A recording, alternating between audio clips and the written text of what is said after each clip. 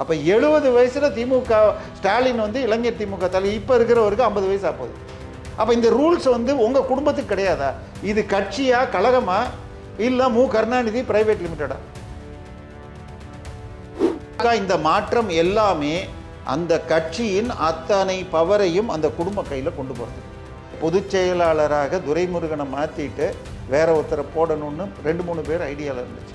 கனிமொழி ஆராசாவை போடுங்கன்றாங்க. தமிழ்நாட்டுக்கு திமுகவும் இந்திய அளவில் காங்கிரஸும் எதிர்கட்சியாகவும் அடுத்து வர்ற கட்சியாகவும் நம்பிக்கையை இருக்கணுங்கிறது என்னுடைய நம்பிக்கையும் உண்டு. ஆனால் எப்போ கட்சியை அந்த குடும்பத்துக்குள்ளே சுருக்கிறீங்களோ நீங்கள் எழுந்துக்கிறதுக்கு வாய்ப்பு. கம்பேக் கட்சி தோற்று விட்டு திருப்பி வருவோன்றாங்க. ஐயா, கம்பேக் பண்ணிங்க. எம்ஜிஆர் உயிரோடு இருந்த வரைக்கும் கம்பேக் முடியல. ஆனால் ஜெயலலிதா வந்ததுக்கப்புறம் கம்பேக்லாம் ஏன் வந்துச்சுன்னா, ஜெயலலிதா ஜெயிக்கிறாங்க, அட ஏன் இந்த அம்மாவை ஏன் கொண்டு வந்தோன்னு அப்படி மக்கள் ஃபீல் பண்ணுறப்ப அடுத்த தடவை நீங்கள் வந்தீங்க. ஆனால் திருப்பி ஐயோ இந்த ஆள்கிட்ட கொடுத்துருமேன்னு திருப்பி அவங்கள்ட்டே மக்கள் திரும்பி ஓடினாங்க. ஒரு தடவை கூட 71லேருந்து இன்னைக்கு வரைக்கும் திமுக 2வது முறை ஜெயிச்சது. அந்த கம்பேக்குக்கு கருணாநிதி கொடுத்த உழைப்பை நீங்கள் என்னைக்கு கொடுக்க போறீங்க? திருப்பி வெறுப்பு பேச்சையும் மத உணர்வையும் தூண்டிக்கிட்டு தான் இருக்கீங்க. நேற்றுக்கு சங்கின்னு சொல்லி ஒரு அமைச்சர் திட்டுறீங்க. நீங்கள் மங்கின்னு எல்லாருக்கும் தெரியுமே. அறிவு இருந்தால் இப்படி பேசுவீங்களா? தமிழன்னா சங்க தமிழ் படி வாழறவன் சங்கி, ஜாதி பார்க்குறவன் பேருக்கு திராவிட பண்ணையாரியம்னு பேர். ஏங்க ஆராசாக்கு பெரம்பலூரை விட்டு இதில் கொடுக்குறீங்க நீலகிரி? ஏன்னா பொது தொகுதி கருணாநிதி சொன்னார்னு இன்னைக்கு அமைச்சராக இருக்கிற வன்னியரசு நியூஸ் 7ல் சொல்லியிருப்பார். பொது தொகுதிக்கு பட்டியல் மக்கள் ஆசைப்படக்கூடாதுன்னு. மோடி அமைச்சரவையில் புதிய மாற்றங்கள் வருகிறது. 20 அமைச்சர்கள் சேர்கிறார்கள். அதில் திமுக பரப்புற நியூஸ், திமுக சார்பு 4 திமுக அமைச்சர்கள் இருப்பார்கள். ஸோ இப்போதைக்கு டீலிமிட்டேஷன், பெண்கள் ரிசர்வேஷன் போன பில்லுக்கு இவங்க ஆதரவு கொடுத்தால் திரு TR பாலு அவர்கள் சபாநாயகர். ஆனால் திமுக தரப்பு பத்திரிகையாளர் பரப்புவது கனிமொழி, ஆராசா, திருச்சி சிவா மற்றும் இவர் தயாநிதி மாறன் 4 பேரும் அமைச்சராவாங்க. Plus TV, India's #1 QLED TV, crystal clear picture quality with 3-year replacement warranty, smart voice, smart entertainment. 4ஆம் துணை நேயர்கள் அனைவருக்கும் வணக்கம். இன்று நம் நிகழ்ச்சியின் சிறப்பு விருந்தினர் அரசியல் விமர்சகர் திரு தேவப்பிரியா அவர்கள் இணைந்துள்ளார். வணக்கம் சார். வணக்கம். பல நாள் கழிச்சு முன்னாள் முதல்வர் திமுக தலைவர் ஸ்டாலின் அவர்கள் திமுகவின் செயற்குழு கூட்டத்தில் பல்வேறு விஷயங்கள் சொல்லியிருக்காரு. திமுகவையே டோட்டலாக மாற்றுற மாதிரி ஒரு செயல்பாடுகள் நடவடிக்கைகள்லாம் எடுக்கப்பட்டிருக்கு சார். இதில் முழு பின்னணி என்ன சார்? இல்லை, முதல்ல ஏன் தோற்றோம் அப்படிங்கிறதுக்கு குழுவெல்லாம் போட்டு பல மாற்றங்கள் செய்யணும்னு ஐடியா கொடுத்ததாக சொல்லி போன வாரம் ஒரு மீட்டிங் அவர் வீட்டில் நடந்தது. நம்ம அதை பற்றியே இப்போ சொன்னோன்னு நினைக்கிறேன். அதுலேயே மாவட்ட செயலாளர்கள் 70 வயசுக்கு மேலே இருக்கக்கூடாது, 2 தொகுதிக்கு ஒரு மாவட்ட செயலாளர் வரும் நம்ம சொன்னால் அதெல்லாம் 9 தீர்மானங்களாக வந்திருக்கு. இப்போ பிரச்சனை என்னன்னு சொன்னால், இப்போ நம்ம பக்கத்தில் இருக்கிற சைதாப்பேட்டை தொகுதியில் சுப்பிரமணியம் தோற்றார் என்று சொன்னால் அவர் அளவுக்கு மக்கள் கனெக்ட் உள்ள ஒரு இன்னொரு எம்எல்ஏவை பார்க்க முடியாது. ஒரு மாதத்துக்கு அட்லீஸ்ட் 2-3 ஞாயிற்றுக்கிழமை ஏதாவது ஃபுட்பால் மேட்ச்சு, கபடி மேட்ச்சு எதையாவது வச்சு அவரும் கலந்துக்கிட்டு ப்ரைஸும் கொடுப்பார். அப்படி தொடர்பில் இருந்து பல ஸ்கீம் பண்ணியும் தோத்தார்னு காரணம் என்றால், இந்த முறை விஜய் வெற்றி பெறணுங்கிறது ஒன்று. அதை விட முக்கியமாக திமுக வெளியில் போகணும். ஸோ அதை வெளியில் போகிறதுக்கு தோக்கடிக்கிறதுக்கு விஜய் பெட்டர் ஆல்டர்னேட்டிவ். அப்போ சிக்கல் எங்கே இருக்குது? போன ஆட்சி போகணுங்கிற மூடு மக்களுக்கு இருந்தது. சென்னையில் 2021 தேர்தலில் சென்னை, செங்கல்பட்டு, காஞ்சிபுரம், திருவள்ளூர் 38 சீட்டில் 36 சீட்டு போன முறை திமுக ஜெயிச்சு. இந்த முறை 2 சீட்டு தான் ஜெயிச்சிருக்கு. நீங்கள் சொன்ன ஸ்டாலின் சார், சிஎம் சார்னு சொல்லிட்டு இருந்தவரை இப்போ கொளத்தூர் எம்எல்ஏ சாராக ஆயிட்டார்னா அதுக்கு காரணம் அந்த ஆட்சி மேலே மக்களுக்கு இருந்தது. இப்போ அதையெல்லாம் விட்டுட்டாங்க. அதுக்கு பொதுவில் பல 9 தீர்மானம். அதில் என்ன சொல்கிறாங்க? முக்கியமானது பார்த்தீங்கன்னா மாவட்ட செயலாளர்கள் அதிகம் பண்ண போகிறோம், 70 வயசு கட் ஆஃப். இப்போ இருக்கிறது 77ங்கிறாங்க. ஆனால் 60-66 தான் இருக்குது. ஆனால் அதில் பேருக்கு ஒரே ஒருவர் பறையர்லேருந்து இருப்பார், ஒருவர் அருந்ததியிலேருந்து இருப்பார், ஒருவர் தேவேந்திர குல வேளாளர். 100க்கு 18லேருந்து 22% அவங்க இருக்காங்கன்னா இப்போ 66க்கு 12 பேர் இருக்கணும். ஆனால் ஒருத்தர் தான் இருக்காங்க. அதே கட்சி தலைவர் யார்? ஸ்டாலின். பார்லிமெண்ட் கட்சி தலைவர் யார்? இது கனிமொழி. அதுக்கப்புறம் இதில் யார்? சட்டமன்ற தலைவர் யார்? உதயநிதி. 3 பேரும் ஒரே குடும்பம், ஒரே தெலுங்கு ஜாதி. இப்போ இது எதுக்கு? இன்னொன்று, இப்போ இதில் இன்னொன்று சொல்லியிருக்காங்க. உதாரணமாக கிளை செயலாளர்னா 45 வயசு, ஆனால் அவங்க அதிகபட்சம் 2 டேர்ம் தான் தலைவராக இருக்கலாம், செயலாளராக. அப்போ தலைவராக இருக்கிறது மாத்திரம் எத்தனை தடவை வேணா இருக்கலாமா? கிட்டத்தட்ட திருச்சி சிவா அவர்கள் இந்த முறை எம்பி ஆகிறதுக்கு முன்னாடி ராஜ்யசபா என்றால் 2 முறை தான் இருக்கலான்னு ரூல் இருந்துச்சு. ஆனால் இந்த முறை 3ஆவது தடவை அவருக்கு கொடுத்துருக்காங்க. இப்போ எதுக்காக கனிமொழி என்ன இந்த ஒரு தடவை 6 வருஷத்துக்கு ராஜ்யசபா எம்பியா 13லேருந்து 19, 19லேருந்து 24, இப்போ 3ஆவது தடவை என்ன பேசி, ஏதாவது பெருசாக அவங்க பேசி அதனால ஒன்று வந்துச்சுன்னு ஏதாவது சொல்லுங்கள். எதுவும் கிடையாது. அவங்கெல்லாம் என்ன பண்ணுறாங்க? கேன்டீனில் போய் மிக்சர் சாப்பிட்றாங்க. ஸோ யாராவது ஒருத்தர் திருச்சியில் போன முறை 10க்கு 10 ஜெயிச்சா இந்த முறை 3 பேர் ஜெயிச்சிருக்காங்க. ஸோ அடுத்தது இப்படி இருக்கிறப்ப அவங்க 9 தீர்மானத்தில் 1 மாவட்ட செயலாளர்கள் 10 ஆக்கப்படும், அது அவர்கள் 2 டேர்முக்கு தான் இருப்பாங்க அப்படிங்கிறாங்க. ஸோ இந்த மாதிரி அடுக்கடுத்தது கிளை செயலாளர்கள். திமுக மாவட்ட செயலாளருக்கு வயது வரம்பு 70, ஒருவர் 2 முறை மட்டுமே இருக்கணும். இவர் 2 முறை இருக்கணும்னா பொருளாளர், கட்சி தலைவர், இளைஞரணி தலை, இந்த இளைஞர் இந்த வயசெல்லாம் போட்டிருக்காங்க பாருங்க.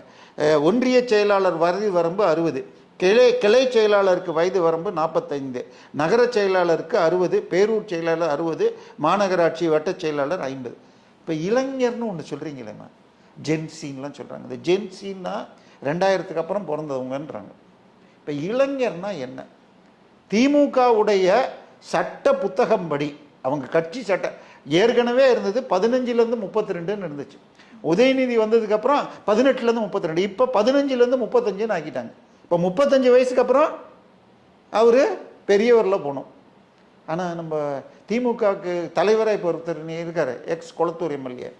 அவரை பற்றி 2020 அவங்க கட்சி ஒரு 380 கோடி ரூபாய் கொண்டு போய் பீகாரை சேர்ந்த ஆரிய பார்ப்பனர் ஒருத்தர் கொடுத்தாங்கல்ல, பிரசாந்த் கிஷோர் பாண்டே. அவர் டெல்லியில் ஒரு பேட்டியில் கேட்குறாங்க, நீங்கள் திமுகவோட செய்வீங்களான்னு. இல்லை, எனக்கு இன்னும் ஃபைனலைஸ் ஆகலை. எனக்கு திமுகன்னு சொன்னால் ஒரு 2 வருஷத்துக்கு முன்னாடி இவர் வராரு, அவங்க இளைஞர் திமுக தலைவர் வரார் அப்படின்னு. நான் இளைஞர் திமுக தலைவர்னா யாரோ எங்கே வருவார்னா 65 வயசு இருக்கும், இப்போ 70 கூட இருக்கலாம், இங்கிலீஷ் தெரியல, ஹிந்தி தெரியல, இவரெல்லாம் வச்சு என்ன பண்ண போகிறேன் அப்படின்னு. கடைசியில் அவருக்கே கான்ட்ராக்ட் கொடுத்தாரு, ஜெயிக்கவும் வச்சார். அப்போ 70 வயசில் திமுக ஸ்டாலின் இளைஞர் திமுக தலைவர், இப்போ இருக்கிறவருக்கு 50 வயசு ஆகுது. அப்போ இந்த ரூல்ஸ் உங்கள் குடும்பத்துக்கு கிடையாதா? இது கட்சியா, கழகமா, இல்லை கருணாநிதி பிரைவேட் லிமிட்டடா? ஸோ நீங்கள் தோல்விக்கு அடிப்படை காரணம் ரொம்ப தப்பி பொழைச்சார் உதயநிதி சேப்பாக்கத்தில். அது கூட முஸ்லீம் ஓட்டுகள் அங்கே அதிகம் இருக்குங்கிறதுனால ஐஸ் ஹவுஸ் இந்த பகுதிகளில், மண்ணடியில் இருக்கிறனா இது துறைமுகத்திலையும் மண்ணடி போன்ற பகுதிகளில் முஸ்லீம் அதிகம். ஆனால் இந்த மாற்றங்கள்லாம் இப்போ திமுகவை மீண்டும் எழுவதற்கான ஒரு இல்லைம்மா, திமுக இந்த மாற்றம் எல்லாமே அந்த கட்சியின் அத்தனை பவரையும் அந்த குடும்ப கையில் கொண்டு போகிறதுக்கு. ஸோ மாவட்ட செயலாளர் 6 பேர் இந்த முறை உதாரணமாக இதில் எக்மோர் தொகுதியில் ஏற்கனவே இருந்த பரந்தாமன் நல்ல பேச்சாளர், இப்போல்லாம் அடிக்கடி அவர் பேச்சு தான் இப்போ பத்திரிகையில் வருது.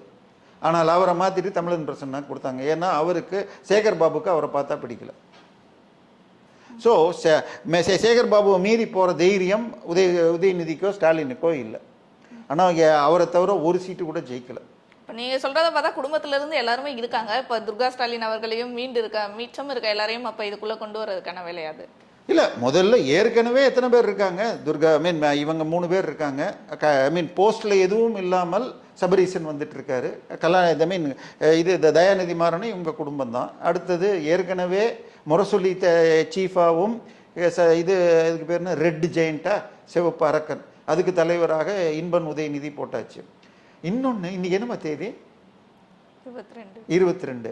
தமிழில் சொன்னால் ஆடி மாதம் முடிஞ்ச அப்புறம் தான் பண்ணுவாங்க. ஆடி மாதத்தில் கெட்ட காரியம் பண்ணக்கூடாது. நேற்றுக்கு இவர் சட்டசபையில் என்ன சொன்னார்? நீங்கள் இந்த ஃபைலை எதுக்கு வச்சுருக்கீங்க? ஜோசியம் சொல்கிறதுக்காகன்னாரு. ஜோசியம் பார்த்து தான் மஞ்சள் துண்டு போட்டாங்கன்னு எனக்கு நல்லா தெரியும்.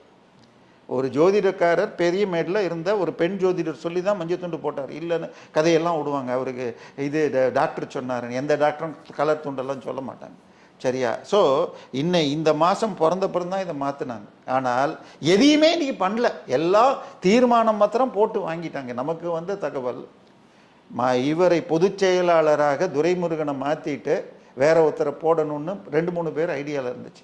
கனிமொழி ஆராசாவை போடுங்கன்றாங்க. நம்ம உதயநிதி சார், அவருடைய ரசிகர் மன்ற தலைவர் ஆஸ்கர் கரூர் அழுகை அவரை போடணும்னு முதல்ல சொன்னாராம். இப்போ 2 பேருமே பிரிஞ்சிருக்காங்க. இன்னும் அவர் வந்து துரைமுருகன் என்ன எடுத்தால் டிஆர் பாலுவை போடணும் அப்படின்னாராம். இது சிக்கலில் போகுது. இதே மாதிரி ஒன்று வந்தால் இப்போதைக்கு இது எதையும் பண்ணுறதில்ல. ஆனால் பவர் மாத்திரம் வாங்கி வச்சுப்போம். இப்போது இடைத்தேர்தல் எப்போ வரும்னு தெரியாது. 7 தொகுதிகள் ஏற்கனவே காலியாக இருக்குது. இதுக்கு அடுத்தது நவம்பர் மாதம் இது மாநகராட்சி தேர்தல். இது முடிகிற வரைக்கும் ஒன்றும் பண்ண போகிறதில்ல. இது டம்மியாக கட்சியை திமுகங்கிறது என்னமோ பெரிய எல்லாரும் பாஸ் பண்ணால் தான் இது நடக்கும். இது நம்ம போன வாரமே சொல்லிட்டோம். உள்ளுக்குள்ளே 24 பேர் கூட்டத்தில் பேசினது அதை அப்படியே கொண்டு வந்திருக்காங்க. இது எதுவுமே செயல்படுத்தாது. திமுக தமிழ்நாட்டுக்கு திமுகவும் இந்திய அளவில் காங்கிரஸும் எதிர்கட்சியாகவும் அடுத்து வர்ற கட்சியாகவும் நம்பிக்கைக்கு இருக்கணுங்கிறது என்னுடைய நம்பிக்கையும் உண்டு. ஆனால் எப்போ கட்சியை அந்த குடும்பத்துக்குள்ளே சுருக்கிறீங்களோ நீங்கள் எழுந்துக்கிறதுக்கு வாய்ப்பு இல்லை. ஏன்னா திமுகங்க இன்னொன்று சொல்லியிருக்காரு, நாங்கள் கம்பேக் கட்சி, தோற்று விட்டு திருப்பி திருப்பி வருவோன்றாங்க. ஐயா, கம்பேக் பண்ணிங்க. எம்ஜிஆர் உயிரோடு இருந்த வரைக்கும் கம்பேக் முடியல. ஆனால் ஜெயலலிதா வந்ததுக்கப்புறம் கம்பேக்லாம் ஏன் வந்துச்சுன்னா, ஜெயலலிதா ஜெயிக்கிறாங்க, அட ஏன் இந்த அம்மாவை ஏன் கொண்டு வந்தோன்னு அப்படி மக்கள் ஃபீல் பண்ணுறப்ப அடுத்த தடவை நீங்கள் வந்தீங்க. ஆனால் திருப்பி ஐயோ இந்த ஆள்கிட்ட கொடுத்துருமேன்னு திருப்பி அவங்கள்ட்டே மக்கள் திரும்பி ஓடினாங்க. ஒரு தடவை கூட 71 இன்னைக்கு வரைக்கும் திமுக 2வது முறை ஜெயிச்சது. அந்த கம்பேக்குக்கு கருணாநிதி கொடுத்த உழைப்பை நீங்கள் இன்னைக்கு கொடுக்க போகிறீங்க. திருப்பி திருப்பி வெறுப்பு பேச்சையும் மத உணர்வையும் தூண்டிக்கிட்டு தான் இருக்கீங்க. நேற்றுக்கு சங்கின்னு சொல்லி ஒரு அமைச்சர் திட்டுறீங்க. நீங்கள் மங்கின்னு எல்லாருக்கும் தெரியுமே. அறிவு இருந்தால் இப்படி பேசுவீங்களா? தமிழன்னா சங்க தமிழ் படி வாழறவன் சங்கி, ஜாதி பார்க்குறவன் பேருக்கு திராவிட பண்ணையாரியம்னு பேர். ஏங்க ஆராசாக்கு பெரம்பலூரை விட்டு இதில் கொடுக்குறீங்க நீலகிரியில்? ஏன்னா பொது தொகுதி கருணாநிதி சொன்னார்னு இன்னைக்கு அமைச்சராக இருக்கிற வன்னி அரசு நியூஸ் 7ல் சொல்லியிருப்பார், பொது தொகுதிக்கு பட்டியல் மக்கள் ஆசைப்படக்கூடாதுன்னு. ஆனால் இன்னைக்கு இந்த மீட்டிங்கில் யார் யாருக்கு இதுக்கு வந்து எதிரொலிச்சிருக்கு சார்? யார் யார் பதவி வந்து பறிப்பு? இல்லை, இன்னைக்கு தீர்மானத்தை அப்படியே கொண்டு போனால் 13 பேருக்கு பதவி போயிடும். மாவட்ட செயலாளர்களாக 70 வயசு கட் ஆஃப் போட்டிங்கன்னா உங்களுக்கு KN நேரு, ஆவுடையப்பன், தங்கம் தென்னரசு, KKSSR ராமச்சந்திரன், காந்தி இப்படின்னு 13 பேர். யாரையும் எதுவும் பண்ண போகிறதில்லம்மா. இப்போ நமக்கு வந்திருக்கிற தகவல் இதை எதுவும் டிஸ்டர்ப் பண்ண போகிறதில்ல. ஆனால் கூட்டம் போட்டு பவரை பேங்க்கில் நம்ம பணத்தை வச்சுக்கிற மாதிரி வீட்டுக்கு இதெல்லாம் பண்ணுவோன்னு எல்லாம் திட்டம். இப்போ வேணாம், இப்போ தங்க விலை குறையும், வாங்க வேணாம் அப்படிங்கிற மாதிரி பவரை மாத்திரம் வாங்கி வச்சுருக்காங்க. எதையும் செய்ய போகிறதில்ல.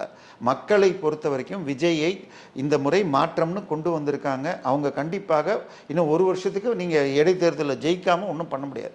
அண்ட் தமிழ்நாட்டில் எப்படி இடைத்தேர்தல் நடத்தணும்னு திமுக தான் சொல்லி கொடுக்குது. அதுக்கு பேர் என்னது? திருமங்கலம் ஃபார்முலா. அதுக்கப்புறம் இப்போ சமீபத்தில் ஈரோடு கிழக்கு பட்டி ஃபார்முலா. அதுக்கு அடுத்தது இது மேயர் தேர்தல் வந்தால் 2001 இன்னைக்கு வரைக்கும் ஒரு தேர்தல் கூட ஒழுங்காக நடந்ததில்லை. அதுக்கு ஏன்னா MP தேர்தலும் MLA தேர்தலும் நடத்துது அகில இந்திய தேர்தல் கமிஷன். இதுக்கு மாநில தேர்தல் கமிஷன் என்ன ஒன்று தற்போது மாநில தேர்தல் கமிஷன் தலைவராக இருப்பவர் திமுகவுக்கு வேண்டியவர் ராஜினாமா பண்ணி இவங்க கேட்டும் பண்ணாமல் இருக்காங்க. அந்த பெண்மணி அவங்கள காலி பண்ணால் தான் இவங்க தேர்தல் கொண்டு வருவாங்க, இல்லாட்டி இப்போதைக்கு வராது. சரி, திமுக இன்னைக்கு பண்ணியிருக்கிற தீர்மானங்கள் எதையும் இம்ப்ளிமெண்ட் பண்ணாது. ஆனால் பவர் எல்லாத்தையும் தன் பாக்கெட்டில் வச்சுக்கிட்டு இருக்காங்க. ஆனால் இதனால எதுவும் நடக்க போகிறதில்லை. விஜய்க்கு இது பலம்தான் சேர்க்கும். ஆனால் இது விஜய் அவர்களுக்கு டஃப் கொடுக்குற மாதிரி தான். நாங்களும் வந்து விஜய் டிவிக்கு முந்தி DMK திருப்பியும் வருவோம், நாங்கள் ஆட்சியை பிடிப்போம், 2.0 வந்து இன்னும் ஸ்பீட் பண்ணுறோன்ற மாதிரி சொல்லிட்டு. இல்லைம்மா, இந்த ஆட்சியே திமுக 2.0 தான் நடக்குது, அது தனியாகவே பேசணும். பட் கம்பேக் கொடுக்கறதுக்கான உழைப்பு நீங்கள் கொடுக்குறீங்களா? கட்சியில் யாருக்கு முக்கியத்துவம் கொடுக்குறீங்க?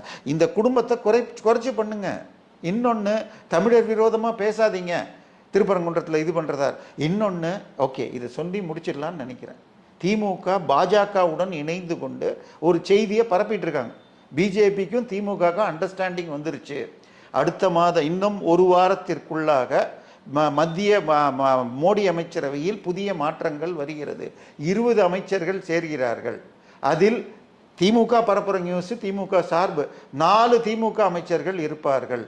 கனிமொழி, திருச்சி சிவா, தயாநிதி மாறன், மற்றும் ராசா 4 பேர் இருப்பாங்கன்னு ஒரு செய்தி வருகிறது. எனக்கு இன்னொரு தகவல் வருகிறது. ஆமாம், ஓரளவு அண்டர்ஸ்டாண்டிங் வந்துருச்சு. ஆனால் மந்திரிலாம் இப்போ சேர்க்க போகிறதில்ல. வெறும் திரு டிஆர் பாலு அவர்களை துணை சபாநாயகர் கொடுப்பாங்க. இவங்கெல்லாம் இப்போதைக்கு காத்திருக்கணும். 28க்கு மேலே தான், 28 செப்டம்பர் வாக்கில் தான் அடுத்த மந்திரி சபை மாற்றத்தில் கொடுப்பாங்க. 28 செப்டம்பரில் 5 மாநில தேர்தல்கள் வர்றப்ப இவங்களை உள்ளே வச்சா அதுவே பிஜேபிக்கு வரும். ஸோ இப்போதைக்கு டீலிமிட்டேஷன், பெண்கள் ரிசர்வேஷன் போன பில்லுக்கு இவங்க ஆதரவு கொடுத்தால் திரு டிஆர் பாலு அவர்கள் சபாநாயகர். ஆனால் திமுக தரப்பு பத்திரிகையாளர் பரப்புவது கனிமொழி, ராசா, திருச்சி சிவா மற்றும் இவர் தயாநிதி மாறன் 4 பேரும் அமைச்சராவாங்க. இது எதுவும் நடக்காதும்மா. இப்போதைக்கு தமிழகத்தை பொறுத்த வரைக்கும் இடைத்தேர்தல் வரணும். இடைத்தேர்தலில் 7 சீட் இருக்குது. நம்ம கணக்கு இன்னொரு 8 சீட்டை விஜய் ஆல்ரெடி ரிசர்வ் பண்ணியிருக்காரு. ஏன்னா சட்டமன்றத்திலேயே ஒரு எம்எல்ஏ பேசினார், நான் போன முறை எனக்கு சீட்டு கிடைச்சதுக்கே காரணம் அந்த ஒசரமான அந்த அமைச்சர் தான், அவர் இங்கே பக்கம் வரத்துக்கு தயாராக இருக்கார். ஸோ திமுகலேருந்து உதயசூரியனில் வெற்றி பெற்ற 2 பேர், உதயசூரியன் சின்னத்தில் நின்ற மற்ற கட்சி 2 பேர், அதிமுகவில் 4 பேர் வெயிட் பண்ணிகிட்டு இருக்காங்க.